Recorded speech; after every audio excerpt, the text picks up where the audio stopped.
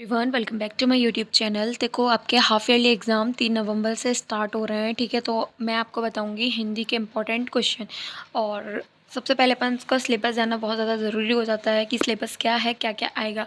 तो आज की वीडियो में अपन यही देखेंगे। मैंने और भी सब्जेक्ट की बनाई हुई है अपने चैनल पर सिलेबस और इंपॉर्टेंट क्वेश्चन की वीडियोज़। तो अगर आपने नहीं देखी है तो चैनल पर जाकर आप लोग देख लेना, ठीक है, क्योंकि इंपॉर्टेंट क्लासेस हैं। चलो स्टार्ट करते हैं। तो देखो हिंदी में क्या क्या सिलेबस है। तो हिंदी में आपको कितने चैप्टर पढ़ने हैं मैं उतना ही बताऊंगी। तो सबसे पहले अपन काव्य खंड में देखते हैं, ठीक है। काव्य खंड में देखते हैं तो काव्य खंड में जो फर्स्ट चैप्टर है हरिवंश राय बच्चन जी का आत्मपरिचय एक गीत, ठीक है। तो ये इस चैप्टर से क्वेश्चंस आएंगे, तो इस चैप्टर को कंप्लीट करना है। देन पतंग जो आलोक धनवा इसके जो कवि हैं, ठीक है, तो पतंग चैप्टर करना है।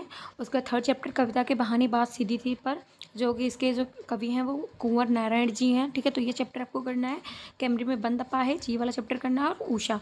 बस 5 चैप्टर आपको काव्य खंड में करने हैं, ठीक है। ये 5 चैप्टर आपको काव्य खंड में से करने हैं। आप देखते हैं गद्य खंड में से क्या क्या करना है आपको। देखो गद्य खंड में से आपको फर्स्ट जो चैप्टर है महादेवी वर्मा इसके लेखिका हैं, भक्ति चैप्टर करना है, बाजार दर्शन करना है, काली मेघा पानी दे, पहलवान की ढोलक और सीरीज के फूल। ये 5 चैप्टर आपको गद्य खंड में से करने हैं। 5 आपका काव्य खंड हो गया, यानी कि पद खंड, और 5 आपके गद्य खंड हो गए, ठीक है। उसके बाद ऐसा नहीं है कि आपको मतलब पूरा ही बेसिक से करना है। मैं आपको ये जितने भी इसके इंपॉर्टेंट क्वेश्चन बता दूंगी, ठीक है, उन्हीं में से आपको देखने को मिल जाएंगे आफ्टर एग्जाम में। देखते हैं थोड़ा अपन काव्य बोध में कि काव्य बोध में से क्या क्या पढ़ना है। तो देखो प्रबंध एवं मुक्तक काव्य, इनकी परिभाषाएं और इनके भेद और उदाहरण करने हैं, ठीक है। पूरा काव्य का भेद करना है, टॉपिक रस पूरा करना है। मैंने पूरा अपने चैनल पर बेसिक से कवर करवाया हुआ है, अगर आपने नहीं देखी है तो प्लेलिस्ट बनी हुई है, ठीक है। बहुत ही ईजिली वे में मैंने आपको समझाया है। तो रस पूरा टॉपिक करना है। इसके परिभाषा भी आ सकती है, ठीक है, अंग भी आ सकते हैं, प्रकार भी आ सकते हैं, ठीक है, और उदाहरण तो करना ही होता है।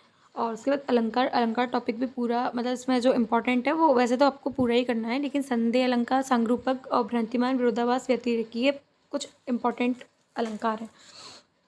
उसके बाद अपन छंद देखते हैं। तो छंद टॉपिक पूरा करना है। इसमें सोटा, कविता, समैया और रुबैया, ये कुछ ज़्यादा इंपॉर्टेंट है। शब्दगुण में परिचय एवं प्रकार करने हैं, ठीक है। बिंब विधान का भी टॉपिक कर लेना, इसके भी मतलब परिभाषा वगैरह देख लेना एक बार, ठीक है। जैसे बता दूंगी आपको, फ्रेंड क्वेश्चन में मैंने इंक्लूड किए हुए हैं। आता है भाषा बोध। भाषा बोध में आपके जो शब्द हैं जैसे क्षेत्रीय शब्द, तकनीकी शब्द, निपात शब्द, तीनों में से एक शब्द आपको डेफिनेटली देखने को मिलेगा, ठीक है, कन्फर्म है ये।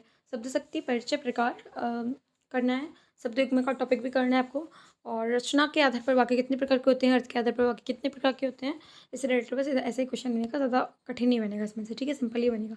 वाक्य शुद्धिकरण का एक क्वेश्चन जरूर आएगा, या फिर आपको वाक्य परिवर्तन करना पड़ेगा, या फिर वाक्य शुद्धिकरण करना पड़ेगा, ठीक है, कोई एक करना पड़ेगा। वहाँ पर लोकोक्ति में से क्वेश्चन आ सकता है, राष्ट्रभाषा राष्ट्रभाषा में अंतर आ सकता है, या फिर परिभाषा भी आ सकती है।